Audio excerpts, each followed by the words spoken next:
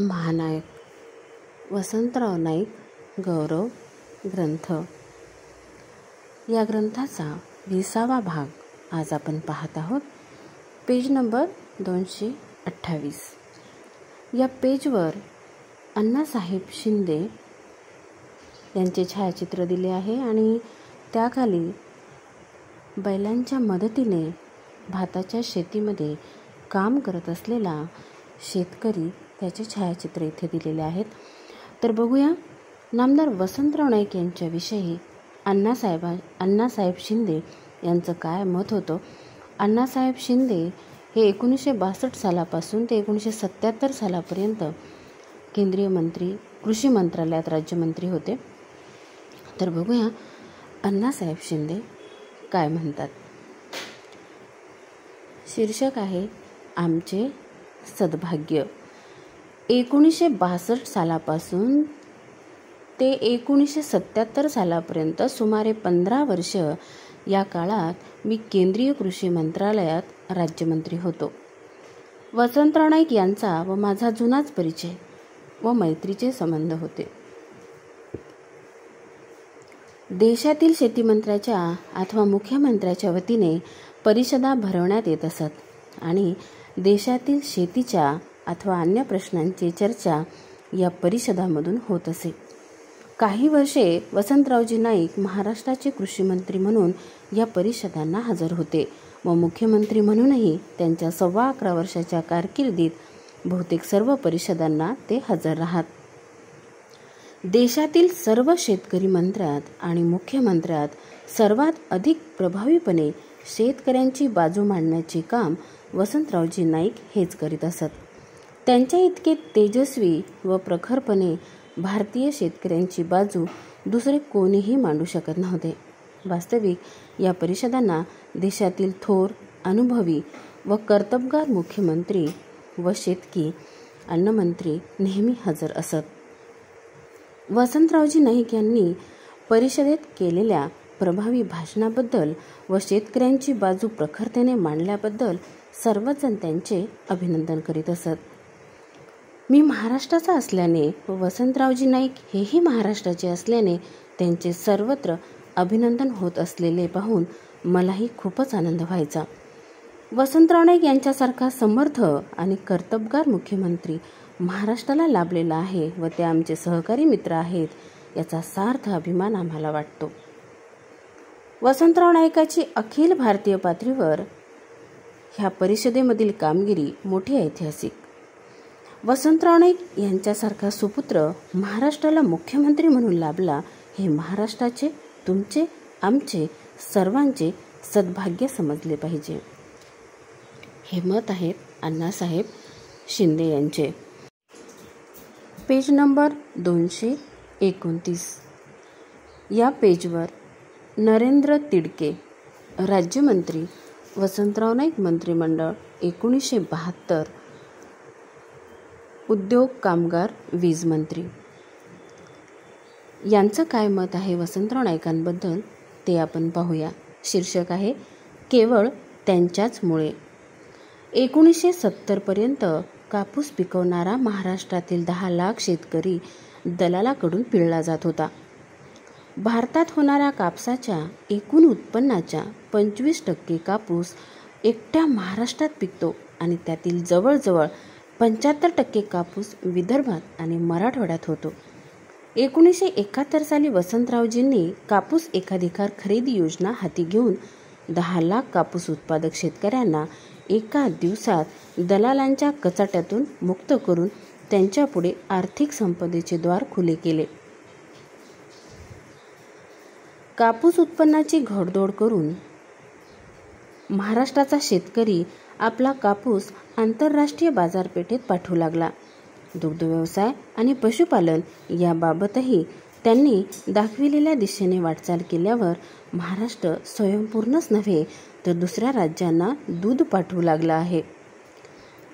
वसंतरावजी म्हणजे महाराष्ट्राची अस्मिता, महाराष्ट्राचा कणखरपणा, हिंमत आणि खरा आशावाद. 1972-73 साली वसंतरावजींच्या या गुणांची जणू कसोटीच लागली. त्या वर्षीच्या भयानक दुष्काळाला तोंड देण्याकरिता वसंतरावजींनी आपल्याबरोबर शासकीय यंत्रणा, कर्मचारी, श्रीमंत, गरीब, कारखानदार, कामगार, लहान मोठे व्यापारी, कारकून, अधिकारी, मोठ्या मोठ्या कंपन्या या सर्वांना बरोबर घेऊन दुष्काळाशी मुकाबला केला. वैद्यकीय पथके, लाखो रुपयांची औषधे, पाणी देण्यासाठी वॉटर टँकरची सोय, कुटुंब दत्तक घेण्याची सोय, सुखडीचे वाटप वगैरे सोयीमुळे दुष्काळाशी मुकाबला करणे त्यांना शक्य झाले. दुष्काळाशी सामना करण्यासाठी, त्यांचे संकट नाहीसे करण्यासाठी शासनाने ठिकठिकाणी विहिरी खोदण्याचा, पाझर तलाव निर्माण करण्याचा कार्यक्रम हाती घेतला.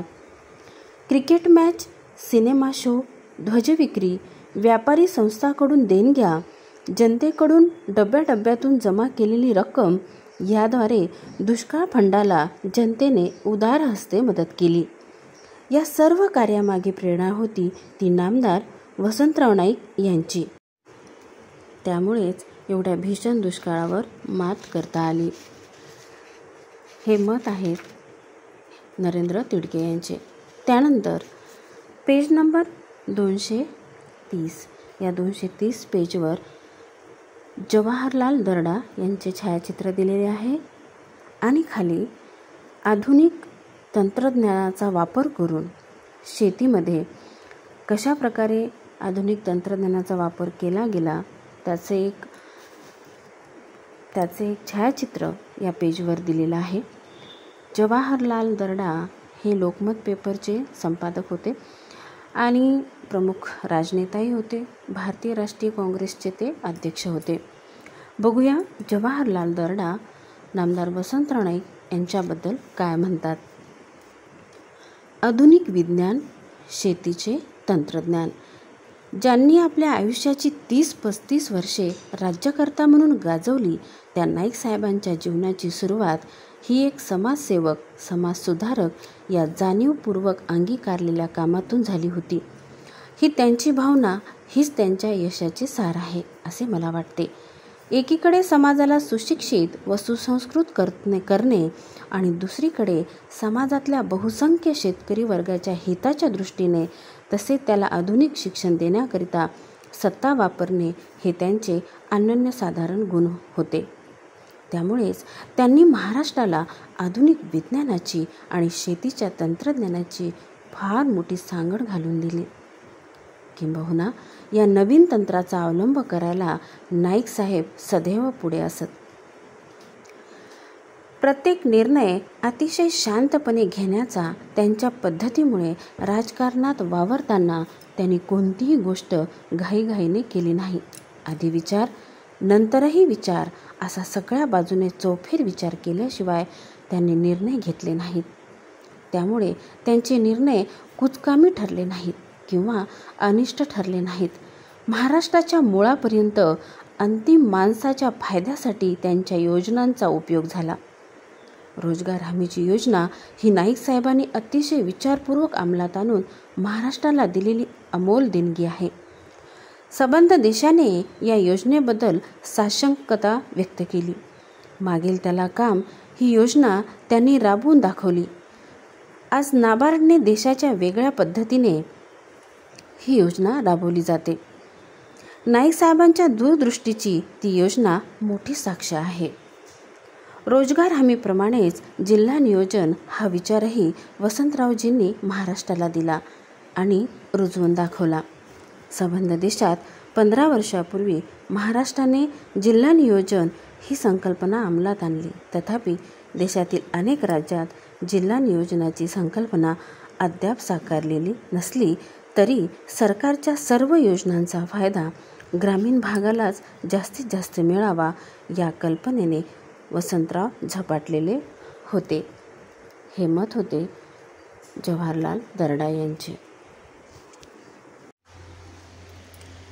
यानंतर पेज नंबर 231 या पेजवर बाळासाहेब भारदे यांचे छायाचित्र दिलेले आहे, जे की महाराष्ट्राचे पहिले सहकार मंत्री होते आणि त्याबरोबरच दुसरे एक छायाचित्र इथे दिलेले आहे, ज्यामध्ये भूदान चळवळीचे जनक विनोबा भावे आणि नामदार वसंतराव नाईक त्या छायाचित्रामध्ये दिसत आहेत. बघूया बाळासाहेब भारदे वसंतराव नाईकांबद्दल काय म्हणतात. शीर्षक आहे प्रयोग सफल झाला. त्यांच्या कारकिर्दीत काही विशेष गोष्टी घडल्या. त्या वानगी दाखल सादर करणे मला आवश्यक वाटते. पंचायत राज्य समितीचे ते अध्यक्ष होते व त्यांच्या समितीच्या अहवालानुसार महाराष्ट्रात पंचायत राज म्हणजे जिल्हा परिषदा आणि पंचायत समित्या प्रस्थापित झाल्या. सत्तेच्या विकेंद्रीकरणाचा म्हणजेच लोकशाहीच्या विस्तारीकरणाचा महान प्रयोग वसंतरावांच्या नेतृत्वाखाली सफल झाला. पंचायत राजाच्या अंमलबजावणीत काही गुणदोष आहेत हे मान्य करूनही कर्तबगार सेवाभावी अशा ग्रामीण कार्यकर्त्याचे स्थानीय नेतृत्व या पंचायत राज्याने व सहकारी चळवळीने उदयास आणले. ग्रामीण क्षेत्रात विकास क्षमतेची जाणीव व आकांक्षा निर्माण केली. उदासीन ग्रामीण जनतेला काही प्रमाणात जरी सक्रिय केले आणि ग्रामविकास या योजनेतून वाढता सहभाग दिला, ही पंचायत राज्याची कामगिरी उल्लेखनीय आहे. आता तर पंचायत राज्याला काही अधिक अधिकार व अर्थसहाय्य मिळणार आहे. तरीसुद्धा पंचायत राज्याचे आमचे स्वप्न साकार व्हायचे असेल तर पंचायत राज्य हे केवळ ग्रामपंचायतचे राज्य न राहता ते गावकऱ्यांच्या सहभागातून चालणारे ग्रामस्थ राज्य झाले पाहिजे. ही गोष्ट या निमित्ताने लक्षात घेतली पाहिजे. गांधी विनोबाच्या ग्राम स्वराज्य संकल्पनेला चालना देण्याच्या दृष्टीने ग्रामसत्ता व गावाची विधानसभा असावी. पंचायत हे त्या सभेत जबाबदार असणारे ग्रामस्थ मंत्रिमंडळ असावे. वसंतरावांनी प्रमाणित केलेल्या या पंचायत राज्याला ही दिशा क्षेत्रे त्यांनाही अभिप्रेत होती, कारण विनोबाच्या भूदान ग्रामदान चळवळीत ते स्वतःही सहभागी झाले होते. भूदान आंदोलनामध्ये भूदान पदयात्रेत वसंतराव नाईक स्वतः सहभागी झाले होते. इतकेच नव्हे तर महाराष्ट्रातील सर्वात अधिक 42,000पेक्षा जास्त एकर जमीन यवतमाळ जिल्ह्यातून मिळाली आणि अपूर्व अशा भूदान महोत्सवांना खुद्द पंडित जवाहरलाल नेहरूंनी आशीर्वाद दिला, असे मत आहे बाळासाहेब भारदे यांचे. यानंतर पेज नंबर 232 या पेजवर कृष्णराव धुळप यांचे छायाचित्र आहे. कृष्णराव धुळप हे 1957 ते 1972 पर्यंत विधानसभेचे सभासद होते आणि 1962 पासून 10 वर्ष सतत ते विरोधी पक्षनेते होते. तर बघूया वसंतराव नाईकांबद्दल कृष्णराव धुळप काय म्हणतात. शीर्षक आहे चलचित्रपटासारखे. मी 1957 ते 1972 पर्यंत 15 वर्षे विधानसभेचा सभासद होतो आणि 1962 पासून पुढे सतत 10 वर्षे विरोधी पक्षाचा नेता होतो. त्यामुळे 1963 पासून सुमारे 9 वर्षे मी विरोधक म्हणून मुख्यमंत्री वसंतराव नाईक यांचा कारभार डोळ्यात तेल घालून पाहिला आहे. विधानसभेतील वसंतरावांचं बोलणं, वागणं, चालणं सारं काही चलचित्रपटाप्रमाणे माझ्या मनचक्षुसमोरून सरकत आहे. या छोट्याशा लेखात जे मी पाहिले, ऐकले आणि अनुभवले ते सारं काही समाविष्ट करणे शक्य नाही. त्याकरिता एखादा ग्रंथच लिहावा लागेल. विधानसभेतील विरोधी पक्षाचे काम म्हणजे सरकारला सतत धारेवर धरण्याचे, कर्तव्यात कसूर करणाऱ्या मंत्र्यांना खिंडीत गाठून नामोहरण करण्याचे, भ्रष्ट राजकारभाराची लक्तरे वेशीवर टाकण्याचे. त्यामुळे विधानसभेच्या व्यासपीठावर नित्य आम्हा युद्धाचा प्रसंग. मी अनेक वेळा वसंतरावावर आणि सरकारावर व्यक्ती आणि मुख्यमंत्री म्हणून अति कठोर घाणाघाती अशी टीका केली आहे. सरकार पक्षासाठी ठेवलेल्या बाकावर पहिल्या क्रमांकावर बसलेले मुख्यमंत्री नाईक माझ्या डोळ्यासमोर दिसत आहेत. एका गालावर हात ठेवून बाकाला टेकून वसंतरावजी शांतपणे माझे भाषण ऐकत राहायचे. मी केलेला एखादा नर्म विनोद, शाब्दिक रेशमी चिमटा किंवा मारलेली अवखळ कोपरखळी त्यांच्या रसिक नजरेतून सुटत नसे आणि लगेच अस्पष्ट हास्याची सूक्ष्म लकीर त्यांच्या निर्विकार खानदानी चेहऱ्यावर चमकून जाई. नाशिकचे आमदार पंडित धर्मा पाटील, औरंगाबादचे नाना जेधे, कोल्हापूरचे श्रीपतराव बोद्रे किंवा सोलापूरचे शिवधारे या काँग्रेसच्या दंगेखोर आमदारांनी माझी टीका वर्मी लागल्यामुळे माझ्या भाषणात व्यत्यय आणण्याचा कधी काळी प्रयत्न केलाच, तर मुख्यमंत्री तत्परतेने त्यांना हाताने खुणावून खाली बसण्याचा आदेश देत असत. हे मत होते विरोधी पक्षनेते कृष्णराव धोळप यांचे. Page number 233. या पेजवर बॅरिस्टर शेषराव वानखेडे यांचे छायाचित्र आहे. बॅरिस्टर शेषराव वानखेडे हे क्रिकेटचे प्रशासक होते आणि नामदार वसंतराव नाईक यांच्या पहिल्या मंत्रिमंडळात ते अर्थमंत्री होते. त्याखाली दुसरे छायाचित्र आहे स्टेडियमचे आणि त्या स्टेडियमचं नाव आहे वानखेडे स्टेडियम, जे की आंतरराष्ट्रीय दर्जाचे क्रिकेटचे स्टेडियम आहे आणि ते मुंबई स्थित आहे. बघूया बॅरिस्टर शेषराव वानखेडे नाईक साहेबांबद्दल काय म्हणतात. शीर्षक आहे खरे नाव नाईक स्टेडियम. वानखेडे स्टेडियम हे माझ्या नावावर दिमाखात उभे असले तरी खरे म्हणजे ते नाईक स्टेडियमच आहे. महाराष्ट्राचे त्यावेळचे अर्थमंत्री बॅरिस्टर शेषराव कृष्णराव वानखेडे यांनी वानखेडे स्टेडियमच्या उभारणीनंतर सारे श्रेय वसंतराव नाईक यांना दिले होते.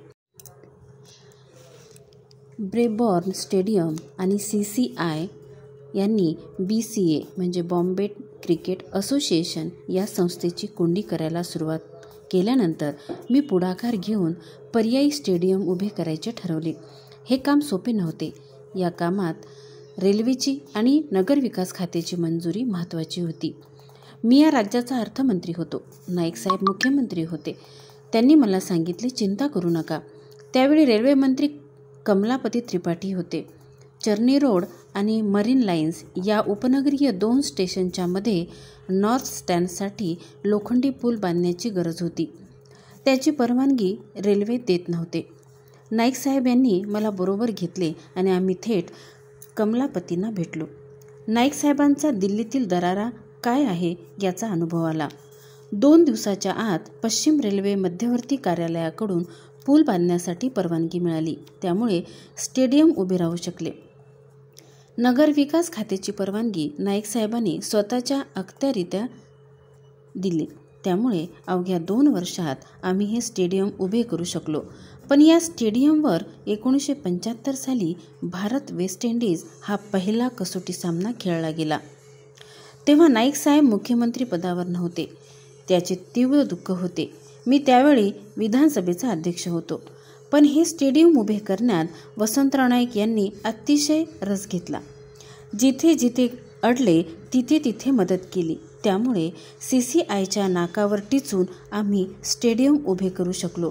पण नाईकसाहेबांनी या स्टेडियमवर सामना पाहावा ही इच्छा मात्र पूर्ण होऊ शकली नाही. हे मत आहेत बॅरिस्टर शेषराव वानखेडे यांचे. Page number 234. या पेजवर दिग्गज काय म्हणतात हे हेडिंग आहे आणि इथे महाराष्ट्रातले 9 नेते, 9 क्षेत्रातील 9 नेते, 9 मान्यवर यांची नावं दिलेली आहेत. ती नावं अशी आहेत: रा.सु. गवई, जांबुवंतराव धोटे, बापूसाहेब काळदाते, वसंत साठे, मृणाल गोरे, बबनराव ढाकणे, डी.बा. पाटील, केशवराव धोंगडे, गणपतराव देशमुख. महाराष्ट्रातील हे 9 नेते विविध क्षेत्रातील मान्यवर आहेत. गवई साहेब तर राज्यपाल आहेत. प्रत्येकाचे आगळे वेगळे व्यक्तिमत्व आहे. नाईक साहेबांशी राजकीय 2 हात केलेले बापूसाहेब काळदते, मृणालताई गोरे, जांबुवंतराव धोटे असे दिग्गज यात आहेत. तर 1-1 रुपया वर्गणी जमा करून नाईक साहेबांचा पुतळा उभारणारे बबनराव ढाकणे सुद्धा आपल्या भावना व्यक्त करीत आहेत. या सर्व दिग्गज नेत्यांनी नाईक साहेबांशी राजकीय विरोध करताना, सहकारी म्हणून काम करताना त्यांच्या थोर मनाचा विलक्षण अनुभव घेतला. तो इथे शब्दांकित केला आहे. आजच्या भागात बस एवढंच. यानंतरच्या पुढच्या भागामध्ये आपण हे सर्व 9 दिग्गज नेते वसंतराव नाईक यांच्याबद्दल, त्यांना आलेले उदारतेचे, मनस्वितेचे, दयाळूपणाचे, कर्तव्य कठोर प्रशासकाचे, प्रेमळपणाचे, थोरवीचे, दिलदार मनाच्या माणसाचे, सामंजस्य नेतृत्व गुण असणाऱ्या व्यक्तीचे, दूरदृष्टीच्या नेत्याचे काय काय अनुभव आले, हे त्यांचे अनुभव आपण ऐकणार आहोत. तर आपण आज इथेच थांबूया. हे अनुभव पाहूया पुढच्या भागामध्ये. धन्यवाद.